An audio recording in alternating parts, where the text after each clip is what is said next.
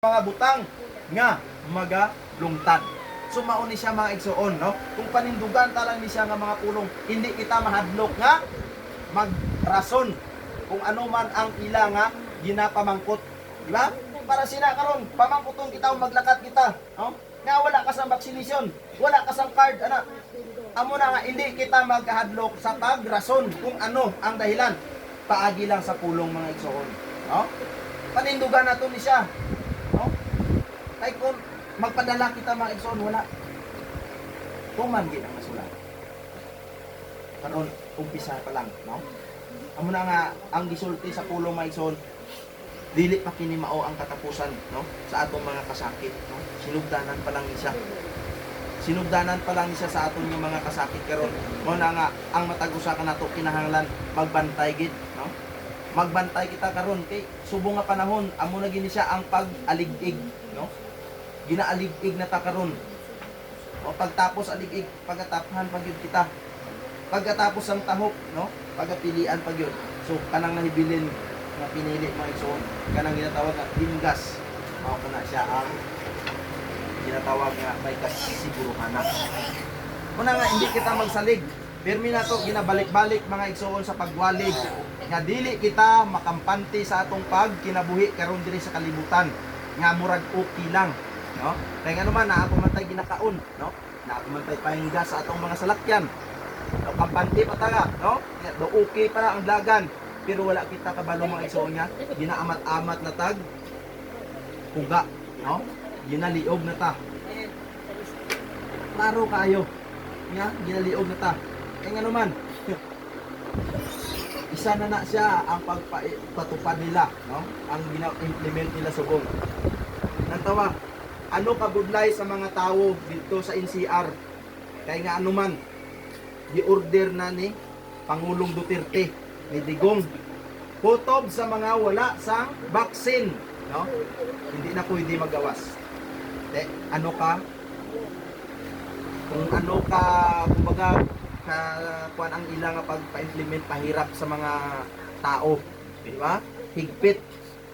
Higpitan nila ang mga tao. So amo na siya mga igsoon nga kawawa talaga yung walang mga vaccine, no? Kasi hindi na makalabas, no? Para sina kung may ara dito sa isa ka pamilya nga hindi pwede baksinan tungod kay naay mga balatian. Tapos paano siya makagawas, makapangita sang para ipakaon siya nga pamilya? Ay dakpon man siya dira pa lang sa barangay. Idakpo na siya. So, di ba? Wala na. Amo na ang ginatawag mga igsoon niya. Wala na sang karapatan ang tao. Di ba? Nadula na ang ginatawag nga human rights. Ang karapatang pantao. Wala na. Wala nang visa. Ano man? Tungod sa aton nga gobyerno subong, tungod sa pagpangamalakad sa aton nga panggobyerno karon. Mao na nga kita wala tay mahimo nga araa diri sa ubos, kundi kita igo na lang sa pagtuman. Mao na nga kung kita guyuron sunod na punta kay nganuman wala na tay mahimo, no? Gobyerno atong kalaban. No? Pero mga igsoon, kita aduna pay mga pag-asa. No? Hindi kita mawala ng pag-asa kasi buhay ang ating Diyos. Buhay ang ating Diyos na para magsalba sa atin. Basta dito lang tayo mag-focus, no?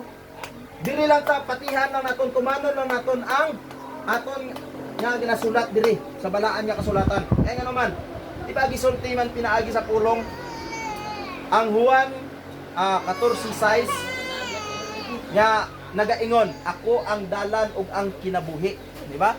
Walay makaadto sa amahan gawas kanako, di ba? So amo na siya.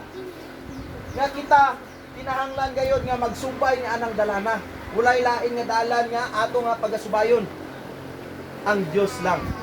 Si Ginoong Hesukristo kay siya namulong nga siya ang dalan ug ang kamatuoran ug ang kinabuhi, di ba? So paagi sa asa diri sa espiritu sa kamatuoran. Diba? Sayang na nang nasulat, no? Mga igsoon, nga kung magpadala kita, magkahadlok kita diri sa kalibutan. Sayang lang nang nasulat diri sa Juan 14, no? Nga iniabot sa manlalaban nga mao ang espiritu. Manlalaban ang iyang ipadala. Tapos mahadlok ta, hindi ta mahadlok mga igsoon. Amo na siya nga magbantay kita. Amo na nga hindi kita magkampante sa atong pagkinabuhi karon, pirmi na to ginabalik-balik. Unsay giingon diri sa 1 Pedro, 2 Pedro 1:10. Basig magsalig ta mga igsoon, no? Magsalig ta sa atong pagkinabuhi diri sa kalibutan, no? Ayaw, kaya nga naman. Ingon pa niya mga igsoon.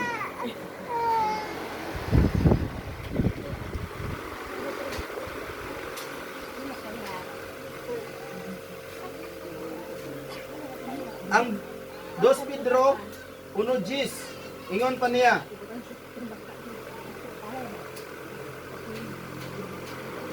Busa mga igsoon, paningkamuti sa labi pagayod nga masiguro ang inyong pagkatinawag o pagka-pinili. Kay kung inyong himuon kini, dili gayod kamo mahulog. Di ba? Iyang gisulti diri mga igsoon, mga utod o mga kapatid na kinahanglan, no? Nga siguruhon ta, no? Paningkamutan paginaton nga masiguro ang aton nga pagkapinili o pagkatinawag. Bisan kita tuod nagasimba na sa espiritu sa kamatuoran, makaingon kita nga kita tinawag na o pinili. Apan siya misulti mitugang sa pag-ingon nga paningkamuti pagayod ninyo nga masiguro pagayod ang inyo nga pagkapinili o pagkatinawag.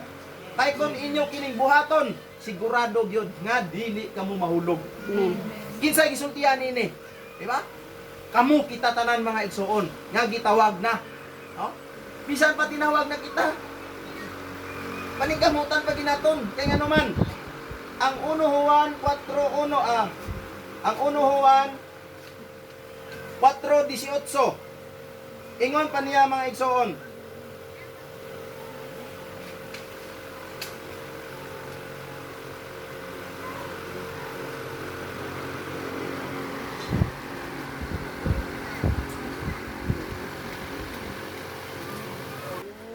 Mauna nga ang uban nagakampante mga igsoon, no? Tungod kay nagasimba na sila sa espiritu sa kamatuoran, no?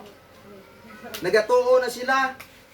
Pero unsay giingon diri mga igsoon, nagabuhat sila matarong, no? Kaingon sila nga kampante na kayo. Mga igsoon, no? Ato kini nga kumbaga analyson ang nasulat diri sa pulong, no?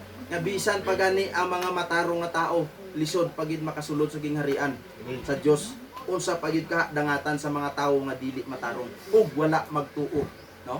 Sa espiritu sa kamatuoran.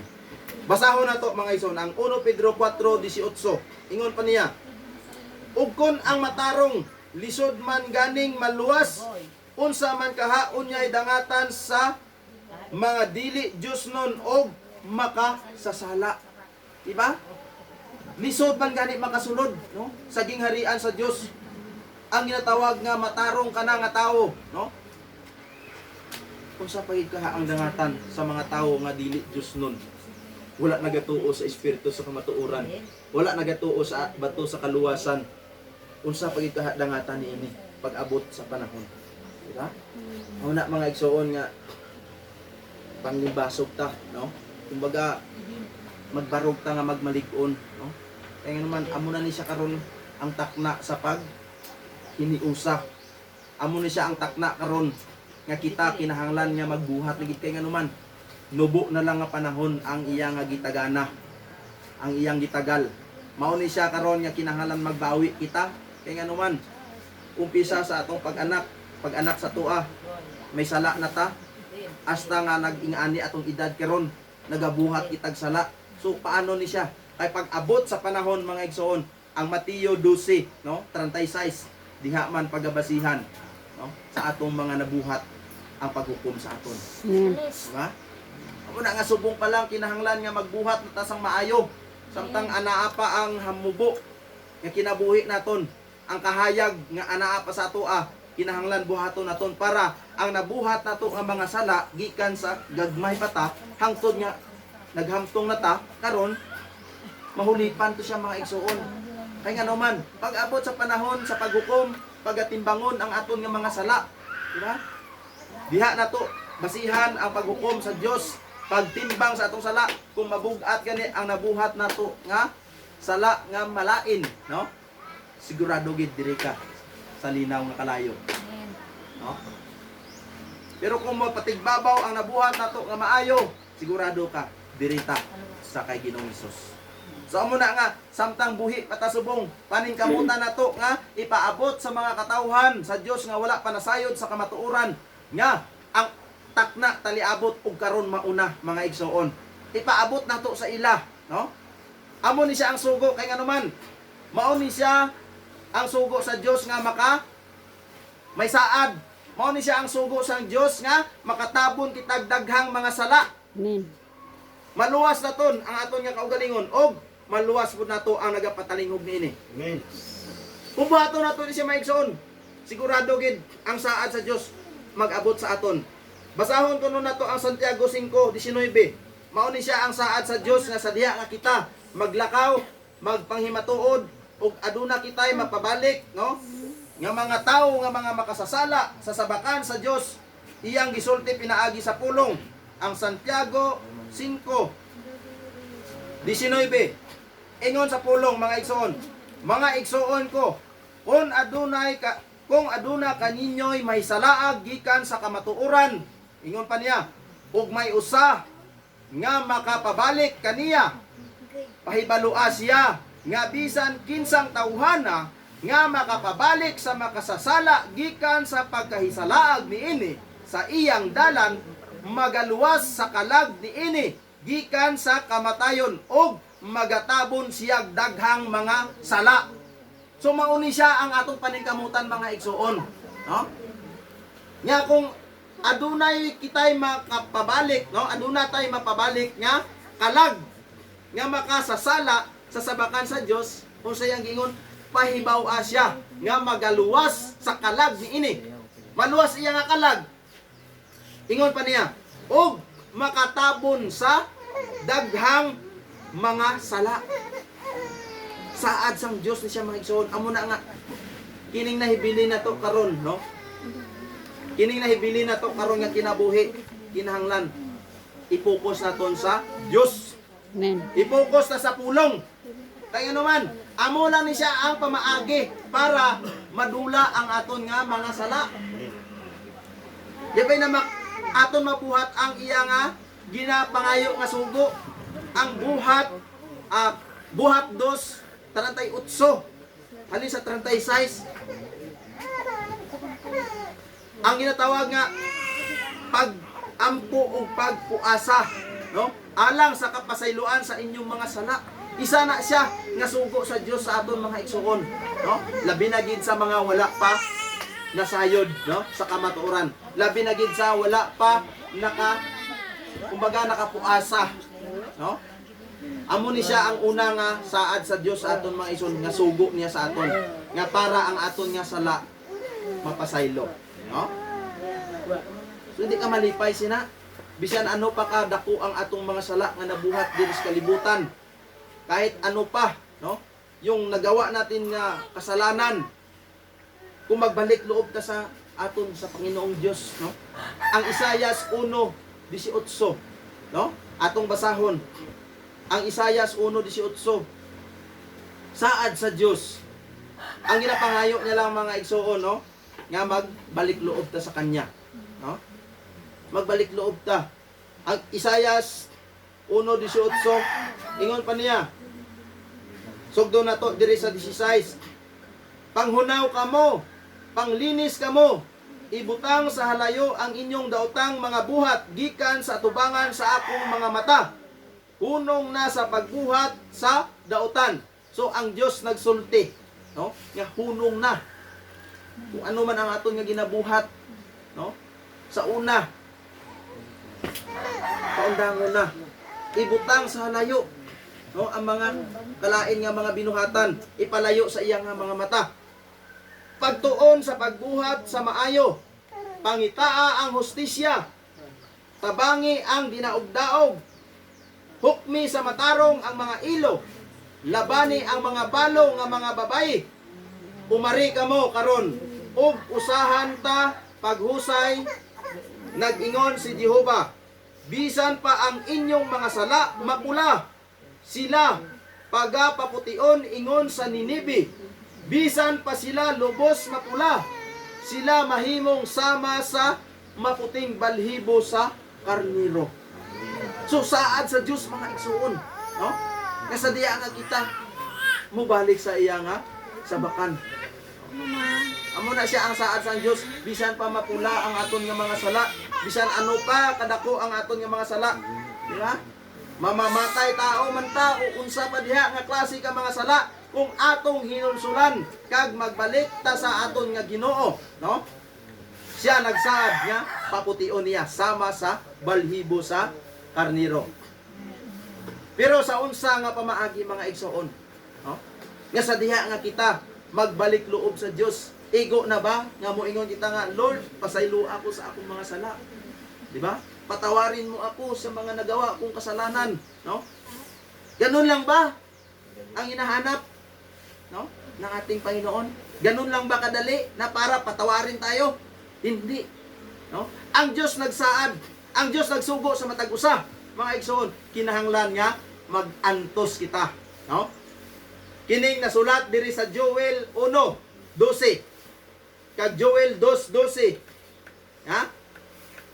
Umari kamo og managpuasa kamo, di ba? Magpuasa. Ang pagpuasa mga igsoon, amo na siya ang pag sakit nato sa aton nga kaugalingon. Kung atong mabantayan si Ginoong Hesukristo, pila ka adlaw siya nagpuasa, no? 30. 40. 40. Oh. 40 ka adlaw ang nagpuasa si Ginoong Hesus. Nagkaon siya wala? Wala. Wala, di ba? Pasalamat ka mo kita karon kay ngano man. Tulo lang. Ato puasa karon na ikaon. Di ba? Pero pagkahuman na. Oh. Mao na siya mga igsoon. Amo man ni siya ang una nga ang para sina kung kita nakasala sa atong Dios, kag gusto kita magbalik sa iya nga sabakan. So amo ni siya una nga pamaagi nga maghinulsol kita. Aring nasulat diri sa ginatawag nga Buhat 2:38. Atong basahon kuno ang Buhat 2:38 para mabalaan naton nga kinahanglan gid nato, kinahanglan gid sa tawo nga maghinulsol, no? Magpuasa. Basahon nato ang Buhat 2:38. Sugdo nato din sa 36 para masabtan niyo nato. Ingon pa niya, busa ang tibuok banay sa Israel, kinahanglan masayod sa tinuod gayod nga sa Dios si Hesus gihimong Ginoo og Kristo. Ya? Ang Hesus nga inyong gilansang sa krus og sa ila si Juan Apostol Pedro ang nagwali, no? Iyang gipabalo sa tibuok Hudiya nga kinahanglan, ingon niya, busa ang tibuok niya Israel, siya kinahanglan masayod gayod nga si Hesus gihimong Ginoo. Ingon pa niya, si Hesus sa Dios, si Hesus gihimong Ginoo og Kristo. Ha? Iyang gipabot, giwali niya sa mga taga-Israel. Ingon pa niya, ang Hesus nga inyong gilansang sa cross. Og sa ilang pagkadungog niini, gisakitan sila sa kasing-kasing. Og kang Pedro og sa ubang mga apostoles, sila nangutana nga nanag-ingon, mga igsoon, unsa may among pagabuhaton? Namangkot sila, di ba? Kay giwali ni Apostol Pedro nga kinahanglan kamo masayod kamo nga mga tawo nga taga Israel. Nga ang inyo nga gilansang sa cross amo to si Ginoong Hesus, di ba? So, nabatian nila ang wali ni Apostol Pedro. Pagkabati nila, nangutana sila nga nagingon, mga igsuon, unsa may among pagabuhaton, di ba? Nagingon siya, mga igsuon, unsa man ang among pagabuhaton. Og si Pedro mitubag kanila, paghinulsol kamo og pabautismo kamo, ang matag-usa kaninyo sa ngalan ni Hesukristo tungod sa kapasayloan sa inyong mga sala og madawat ninyo ang gasa nga Espiritu Santo. So mao di ay ni mga igsuon, no? Mao na siya nga kinahanglan gayod sa tawo nga magpuasa, maghinulsol, ug magpabautismo alang sa kapasayloan sa atong mga sala. Mao na siya ang gibuhat nato dito sa Colombia. No? Nakita, nagpuasa kita, no? Para sa kapasayloan sa atong mga sala. Kay kung dili nato ni siya buhaton mga ison, walay kapasayloan nga atong madawat nga saad sa Dios. Mao na nga matag usa ka nato kinahanglan gayud ni siya nga pagabuhaton labi na gid sa mga wala mga bag-uhan pa, no? Sa mga bag-o pang gikabig, no? Nga wala pa nakapuasa. Sa mga tao nga nagapaminaw pa sa ginatawag nga kamatuoran, kinahanglan inyong masayran kini ang sugo sa Dios. Nga dili basta-basta nga pagapapason ng aton nga mga kasalanan. Kinahanglan kini nga atong sakripisyuhan. Dili ingon niya, mo ingon lang ta nga, Lord, patawad, igo na ba na? Di ba? Sapat na ba yan para patawarin tayo ng ating Panginoong Diyos? Hindi pa yan sapat, no? Meron pa, no? Meron pa tayong gawin para mapatawad ang ating mga kasalanan, no? So amo na siya, ginawa natin yun, yung unang sugo ng Diyos na kailangan mag-ampo kita kag magpuasa. So isa na siya nga ang nga para ang aton nga mga sala mapapas. Nan karon mga igsoon, kung nabuhat naman nato na siya nga gipasaylo naman kita sa Dios, no? Ang atong mga sala gipapas naman tungod sa gibuhat nato, gihinulsulan nato na siya. Nagampo kita, nagpuasa kita, nagpabautismo kita, nadawat naman nato na siya. Unsa ang sunod nato nga pagabuhaton? Di ba? Mao ni siya ang giingon sa Hebreo, ang Hebreo 10 sa diha nga kini atong gibuhat ang pag-ampo ug pagpuasa, naghinulsol kita. Mao kini ang pakigsaad sa Dios sa matag usa diha kanato nga iyang gisaaran nga nakadawat sa ginatawag nga Espiritu Santo nga mao ang gahom. Basahon nato ang Hebreo 10. Sugdo nato diri sa 16 hangtod sa 18. Ingon pa niya, kini mao ang pakigsaad nga akong himuon uban kanila ang Dios nagsulti. Tapos niadtong mga adlaw nagaingon ang Ginoo, igabutang ko ang akong mga sugo sa sulod sa ilang mga kasing-kasing.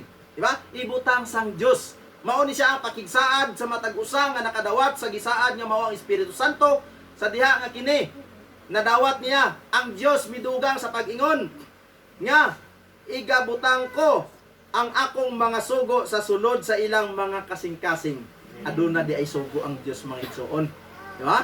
Sa diya nga kita nakahinulsol na sa atong mga sala, nadawat na nato ang gasa nga mao ang Espiritu Santo nga gisaad sa Dios. Aduna di ay pakigsaad ang Dios diha kanato. Og mao kini nga igabutang niya ang sugo sa atong mga kasing-kasing. Og dugang pa, siya midugang sa pag-ingon og ang ilang mga sala og mga kasaypanan dili ko na pagahinumduman. Di ba? Perti katamis kayo nga mga saad sa Dios nga iya nga gihatag dira kanato sa matag usa, no? Ibutang niya ang iya nga sugo sa ato kasing-kasing kag ang ato mga sala kaniadto dili na niya pagahinumduman pa. Di ba? So hindi ka malipay kung ikaw karon mamamatay tao ka karon, kung ikaw karon makasasala ka dako, hindi ka malipay nga ang Dios mismo nagsulti sa imo nga og ang imong mga sala dili ko na pagahinumduman pa. Di ba? Padayon ta. Usa pa iyang giingon. Kaysa diha nga mapasaylo na kini, wala na usab kinahanglan na ang halad tungod sa sala. Di ba? Tungod kay gipasaylo na kini, dili na kinahanglan pa ang ginatawag nga halad tungod sa sala. So, unsa ang iyang gipangita karon mga igsoon? So mao ni siya ang iyang gisugo, no? Ang gibutang niya sa atong kasing-kasing nga pakigsaad. Kinahanglan buhaton nato ni siya, no? Sugo ni siya mga igsoon. So amo na siya nga kay sugo man, manglakaw na ta. Di ba? Nantawa atong mga kaigsuunan, no? Ba? Kaabot na sila. Kaabot na sila bisan diin nga lugar subong, no? Sa pagpanglakaw. Kay nga naman gituman nila ang sugo sang Dios. Di ba? Una nga dalaygon kayo ang Dios mga igsoon kay nganuman. Kung buhat lang ni sa tao mga igsoon, dili gayud kini mahitabo. No? Pero kay kini buhat man kabubuton sa Dios. Ang Dios mao ang nagbuhat nini, mao ni siya nga karon ato kini nga ginabuhat, no? Una nga ang matag-usa lang sa aton, kinahanglan gid nga magbantay, no? Magbantay kita sa ginatawag nga mga malipat-lipaton nga kaugdahan sa yawa, magbantay kita sa mga mini nga mga propeta, magbantay kita sa mga ginatawag nga mga pagpatuo, no? Kaya naman nasulat na nga daan diri, no? Nga dili gid kita magpati gidayon. Kita ari na ta, nagasimba na ta sa espiritu sa kamatuoran mga igsoon. Ginatawag nga espiritu sa kamatuoran, it means katotohanan, no? Katotohanan ito sa atin, no? Wala na sang iban pa, no? Wala na sang iban pangangalan nga gipadala diri sa silong sa langit nga kung ang tao mutuon ini maluwas, no? Ang buhat 4:11-12 kining Hesus, no? Kining Hesus nga gisalikway sa mga tawo, no? Amo ni siya ang ngalan nga gipadala sa Dios diri sa silong nga kun ang tawo mutuo maluwas, no? Nan kamo kita karon mga igsoon kay nakaila naman, no? Nakaila naman kita sa giatong ginasimba nga walay lain ang espiritu sa kamatuoran nga mao ang Dios, no? Ang ato na lang sini pagabantayan ang atong kaugalingon nga dili kita mahiligas, no? Dili kita mahulog. Ay budlay kaayo mga igsoon, no? Lisod kaayo. Kay ang Dios kapila bala magpasaylo, di ba? Kaisa lang, no? Amo na nga magbantay kita mga igsoon.